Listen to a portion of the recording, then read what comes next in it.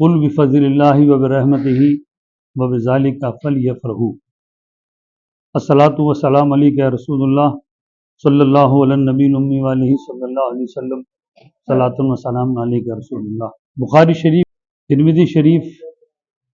اور احادیث کی بہت ساری کتابوں میں پیارے آقا صلی اللہ علیہ وسلم کی عید منانے کے متعلق احادیث موجود ہیں۔ رب العالمین نے قرآن پاک میں ارشاد فرمایا، اللہ ہی کے فضل اور اس کی رحمت اور اس پر چاہیے کہ خوشی کریں، یعنی خوشی کرنا اللہ کی رحمت پر اور اس کے فضل پر، یہ اللہ کی بارگاہ میں شکرانہ ہے کہ اللہ تو نے ہمیں اسلام جیسا پاکیزہ مذہب دیا، قرآن جیسی مقدس کتاب دی، رمضان المبارک کا مبارک مہینہ دیا، اور اس رمضان کے مہینے کے صدقے میں آج ہمیں عید الفطر کی مبارک خوشی عطا فرمائی۔ عید اصل میں عید میلاد النبی کا صدقہ ہے کہ پیارے آقا صلی اللہ علیہ وسلم کی عید میلاد نہ ہوتی تو نہ زمین ہوتی، نہ آسمان، نہ شجر، نہ حجر، نہ خشک تر۔ آپ کی تشریف آوری کے صدقے میں اللہ نے ہمیں رمضان دیا، اور رمضان کے صدقے ہمیں عید الفطر عطا فرمائے۔ وہ جو نہ تھے تو کچھ نہ تھا، وہ جو نہ ہو تو کچھ نہ ہو، وہ جو نہ تھے تو کچھ نہ تھا، وہ جو نہ ہو تو کچھ نہ ہو، جان ہے وہ جہان کی، جان ہے تو جہان ہے۔ حضور اکرم صلی اللہ علیہ وسلم عیدوں کی عید بھی ہیں، جانوں کی جان بھی ہیں، اور ہمیں یقین کامل ہے کہ جب جہان اس لیے زندہ ہے، دنیا اس لیے قائم ہے کہ اس کو زندگی دینے والے گنبد خضرا میں ہم سب کے آقا محمد رسول اللہ صلی اللہ علیہ وسلم اپنے قرب انور میں باحیات ہیں، اور آج ہم 30 دن کے روزے رکھے اپنے پیارے آقا صلی اللہ علیہ وسلم کی بارگاہ میں اس خوشی کا نذرانہ عید الفطر کی شکل میں غلامانہ طریقے سے پیش کر رہے ہیں۔ فطر کے معنی ہوتے ہیں روزہ کھولنا، اس کو کہتے ہیں افطار کرنا، یعنی افطار کو ہم فطر کہتے ہیں، اور افطار کے بعد جو روزہ کے بعد جو عید ملتی ہے اسے ہم عید الفطر کہتے ہیں۔ مقصد یہ ہے کہ روزہ کھولتے وقت ایک بندے کو کتنی خوشی حاصل ہوتی ہے۔ 3 دن تک آپ کو روزہ کھولنے کی بے حد خوشی حاصل ہوئی، 3 دن کی خوشیوں کو اگر آپ عید میں شامل کر لو تو اس خوشی کا نام عید الفطر ہو گیا۔ اور جب 3 دن کی خوشی کا یہ حال ہے تو 3 دن کی خوشیاں ایک دن اللہ تعالیٰ عید کے دن ہمیں عطا کر دے تو وہ کتنا مبارک دن ہوگا، کتنا خوشی کا دن ہوگا، اللہ رب العزت کی بارگاہ میں انعام حاصل کرنے کا دن ہوگا۔ علماء فرماتے ہیں، روایت ہے کہ یہ دن عید کا دن ہے، انعام ملنے کا دن۔ انعام کس سے ملنا؟ کہ رب العالمین فرماتا ہے کہ میرے بندوں نے میرے لیے روزہ رکھا، جتنی بھی عبادتیں میرے بندے کرتے ہیں میں اپنے فرشتوں کے ذریعے ان کو ثواب دیتا ہوں، انعام دیتا ہوں، مگر میری رضا کے لیے روزہ رکھا تو اس کا انعام میں فرشتوں کے ذریعے نہیں بلکہ رب فرماتا ہے کہ میں اپنے دست قدرت سے اپنے بندوں کو انعام دوں گا، اور وہ انعام دینے کا دن کا نام عید الفطر ہے کہ اس دن اللہ تعالیٰ اپنے بندوں کو خاص طور پر انعام سے نواز رہا ہے۔ جب عید کی صبح ہوتی ہے تو اللہ کے فرشتے گلیوں میں اور چوراہوں پر کھڑے ہو کر یہ اعلان کرتے ہیں، اے امتی محمدیہ صلی اللہ علیہ وسلم، اے مہربان رب کی بارگاہ کی طرف چلو جو بہت زیادہ عطا کرنے والا ہے، وہ بڑے بڑے گناہ معاف کرنے والا ہے۔ پھر اللہ اپنے بندوں سے فرماتا ہے، میرے عزت و جلال کی قسم مانگو کیا مانگتے ہو، میرے عزت و جلال کی قسم آج آخرت کے بارے میں مانگو گے تو دوں گا، دنیا کے بارے میں تمہارے بھلائی کی طرف نظر کروں گا، میری عزت کی قسم جب تک تم میرا لحاظ رکھو گے میں بھی خطاؤں کی پردہ پوشی فرماتا رہوں گا، میں تمہیں مجرموں کے ساتھ رسوا نہ کروں گا۔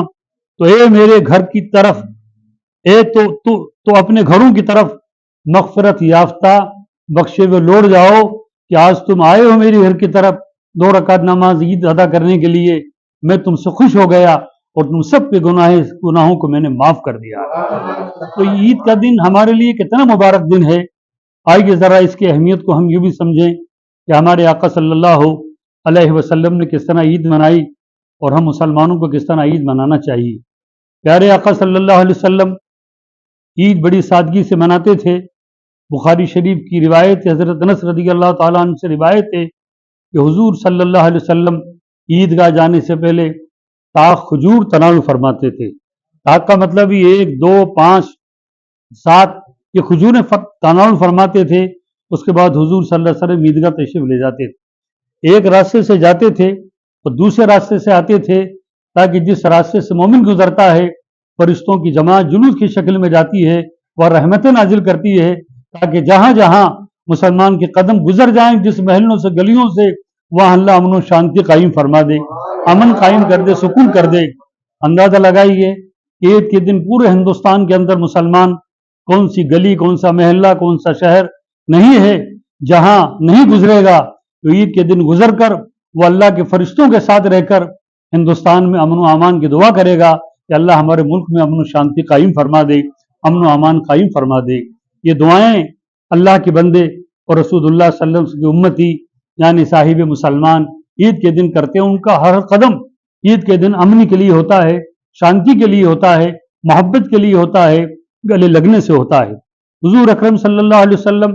عید کے دن جو سال بھر قید ہوتے تھے چھوٹی چھوٹی غلطیوں پر، خطاؤں پر، تو حضور اکرم صلی اللہ علیہ وسلم اس دن قیدیوں کو آزاد فرما دیا کرتے تھے۔ حضور اکرم صلی اللہ علیہ وسلم کا یہ مبارک عمل بتا رہا ہے کہ ہمارے پاس اگر قیدی نہیں ہیں تو کم از کم جو لوگ جیل خانوں میں قید میں ہیں، ہم عید کے دن ایسے لوگوں سے ملنے جائیں، ان کا دل خوش ہو جائے، ان کا دل خوش ہو جائے گا تو اللہ کی رحمت آپ پر نازل ہو جائے گی۔ عید اچھے کپڑے پہننے کا نام نہیں ہے، عید خالی خوشبو لگانے کا نام نہیں ہے، عید تفریح کا نام نہیں ہے۔ اگر آپ نے اچھے کپڑے پہن لیے اور آپ کا بھائی، آپ کی بہن، آپ کا پڑوسی اچھے کپڑے نہیں پہن رہا ہے، تکلیف میں ہے، تو آپ کے لیے وہ زیبا نہیں دیتے کہ آپ تو اچھے کپڑے پہن کر عیدگاہ جا رہے ہو اور آپ کا بھائی غریب کس طرح عید منا رہا ہے۔ اس لیے اسلام نے عید سے پہلے صدقہ فطر کو واجب کیا کہ جب تک صدقہ فطر ادا نہ کرو تمہارا روزہ زمین آسمان کے درمیان میں لٹکا رہے گا۔ اس کا مقصد یہ ہے کہ جب تم غریبوں کی صحیح عید نہ کرو، غریبوں کو ان کا حق نہ دو، غریبوں تک ان کی مدد نہ کرو اور پھر عید مناؤ، تو نہ تمہارا روزہ قبول ہوگا، نہ تمہاری تراویح قبول ہوگی، نہ تمہاری نماز قبول ہوگی۔ جب روزہ ہی قبول نہیں ہوگا پھر اللہ ہمارے صغیرہ کبیرہ گناہوں کو کیسے معاف کرے گا؟ تو اگر ہم اپنے گناہوں کو عید کے دن معاف کرانا چاہتے ہیں تو سب سے پہلے اپنے بھائیوں کو دیکھیں، چاہے وہ کہیں بھی ہو، کہ ہم نے اچھے کپڑے پہنے ہیں مگر میرے بھائی کے پہ لباس ہے کہ نہیں ہے، میری بہن کا لباس ہے کہ نہیں ہے، میرے رشتہ داروں کے یہاں لباس ہے کہ نہیں ہے، میرے پڑوسی کا لباس ہے کہ نہیں ہے۔ آپ خوشی مناؤ اور آپ کا پڑوسی غم میں رہے تو یہ آپ کے لیے عید نہیں ہے، یہ دکھاوا ہو گیا۔ اللہ تعالیٰ ایسی عید کو آپ کے منہ پہ مار دے گا، نہ آپ کے روزے قبول ہوں گے، نہ زکوٰۃ قبول ہوگی، اور نہ اللہ تعالیٰ اس دن مغفرت فرمائے گا۔ اس لیے عید کو سمجھیے کہ عید اصل میں غریبوں کا دل خوش کرنے کا نام ہے، عید اصل میں غریبوں کو لباس پہننے کا نام ہے، عید اصل میں غریبوں سے ہمدردی کا نام ہے۔ آئیے پیارے آقا صلی اللہ علیہ وسلم نے یہ بھی عید کے دن عمل فرمایا کہ اللہ تعالیٰ کا حق ہے کہ اللہ تعالیٰ تو اپنے بندوں کے گناہوں کو معاف کر دے، مگر بندوں کا بندوں پر حق ہوتا ہے، جب تک ایک بندہ اس بندے کو معاف نہیں کرے گا تو اللہ تعالیٰ معاف نہیں کرے گا۔ آپ نے کسی کا حق مان لیا، کسی بھائی کا دل دکھا دیا، کسی بھائی کا حق آپ نے ادا نہیں کیا، اور آپ عید کی نماز پڑھنے جا رہے ہو، آپ کسی بھائی سے ناراض ہو، عید کی نماز پڑھنے جا رہے ہو، اگر آپ سے غلطی ہو گئی ہے چاہے بڑا ہو یا چھوٹا، آپ اس سے معافی مانگ لو، اس کا دل خوش کر دو۔ اگر آپ نے اس سے معافی مانگ لی، دل خوش کر دیا، ادھر وہ بندہ معاف کرے گا، ادھر اللہ آپ کو معاف فرما دے گا۔ آپ اپنے بھائی کو معاف کرو، ادھر بھائی کو معاف کرو گے، اللہ ادھر آپ کو معاف فرما دے گا۔ آپ اپنی بہن کو معاف کرو، اپنے پڑوسی کو معاف کرو، اپنے رشتہ داروں کو معاف کرو، ادھر معاف کرنے میں دیری نہیں لگے گی، ادھر اللہ تعالیٰ اپنی رحمت کاملہ سے ہم سب کے صغیرہ کبیرہ گناہوں کو معاف فرما دے گا۔ آئیے پیارے آقا صلی اللہ علیہ وسلم کی اس مقدس عید کو بھی دیکھیے کہ نبی کریم صلی اللہ علیہ وسلم اپنے شہزادے حسنین کریمین کو اپنے کندھے پر بٹھا کر عیدگاہ میں تشریف لے جا رہے ہیں۔ دیکھا کہ ایک مدینے کی دیوار سے ایک بچہ ہچکی لے لے کے رو رہا ہے، وہ کسی شاعر کی زبان میں یہ کہہ رہا ہے، عید کے دن سب ملیں گے اپنے اپنے یار سے، عید کے دن سب ملیں گے اپنے اپنے یار سے، ہم گلے مل مل کے روئیں گے در و دیوار سے۔ نبی نے جب اس کی آہو بکا کو سنا تو اس کے قریب تشریف لے گئے، رحمت والا ہاتھ اس کے سر پہ رکھا اور پوچھا بچہ آج تو روتا کیوں ہے؟ وہ کہنے لگا کہ میں اسی لیے روتا ہوں کہ مجھے مدینے کے بچے چڑھا رہے ہیں، دیکھو ہمارے پاس اچھے کپڑے ہیں، تمہارے پاس پھٹا پرانا لباس ہے، دیکھو ہمارے ہاتھوں میں گجرے ہیں پھول کے، تمہارے ہاتھوں میں خوشبو نہیں ہے، دیکھو ہم کتنے خوش ہیں اور تم پھٹے پرانے لباس میں ہو، اب وجہ کیا ہے؟ کیا ہے یا رسول اللہ، میرے باپ فلاں جنگ میں شہید ہو گئے، میری ماں نے دوسرا نکاح کر لیا، اس آسمان کی نیچے زمین پر اب میرا کوئی سہارا نہیں ہے۔ رحمت عالم صلی اللہ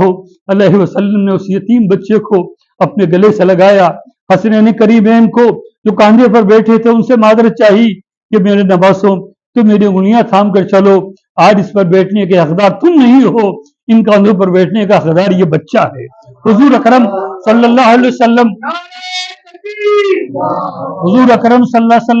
خاتون جنت سیدنا فاطمہ زہرا رضی اللہ تعالیٰ عنہا کے گھر تشریف لاتے ہیں اور فرماتے ہیں کہ حسنین کو کندھے پر بٹھا کر لے گیا تھا، یہ یتیم بچے کو دیکھا، اس کو نہلاؤ دھلاؤ، اچھے کپڑے پہناؤ۔ سیدنا خاتون جنت نے اس بچے کو سنوارا، عیس کا لباس پہنایا، خوشبو لگائی، پیغمبر اسلام صلی اللہ علیہ وسلم نے اپنے کندھے پر بٹھایا، حسنین کی انگلیاں اپنے دونوں ہاتھوں میں تھامی، عیدگاہ تشریف لے گئے اور مسلمانوں سے کہا ہے مسلمانوں آج سے اس بچوں کو یتیم مت سمجھنا، اس لیے کہ اس کے باپ حیدر کرار مولا علی ہے، اس کی ماں خاتون جنت فاطمہ الزہرا ہیں اور اس کے نانا کائنات کے آقا محمد الرسول اللہ صلی اللہ علیہ وسلم ہے۔ جو بچے مذاق کر رہے تھے وہ کہنے لگے کاش آج ہم یتیم ہوتے کہ ہمارے نانا محمد عربی ہوتے، ہمارے باپ مولا علی ہوتے، ہماری ماں خاتون جنت ہوتی۔ تو نبی کریم صلی اللہ علیہ وسلم نے کس طرح یتیموں کو، غریبوں کو، بیواؤں کو، بے سہاروں کو گلے لگا کر عید منائی ہے۔ اگر ایک چھوٹا سا بھی عمل ہم نے کر لیا اور اپنے غریبوں کو سہارا دے دیا، ان کی مدد کر دی، ان کی خوشیاں لے لی۔ اللہ کو تلاش کرنا ہے تو کہاں تلاش کرو؟ خواجہ معین الدین غریب نواز جن کے صدقے میں آج ہم ہندوستان میں امن و امان کے ساتھ عید الفطر منا رہے ہیں۔ یہ صدقہ ہے اسلام، یہ صدقہ ہے دین کا، نماز روزہ زکوٰۃ کس کے صدقے میں ملا ہندوستان میں؟ جو خواجہ معین الدین غریب نواز کے صدقے میں ملا۔ خواجہ غریب نواز سے سوال کیا ہے، غریب نواز آپ فرمائیے کہ آپ کو اللہ نے اتنا بڑا مرتبہ عطا فرمایا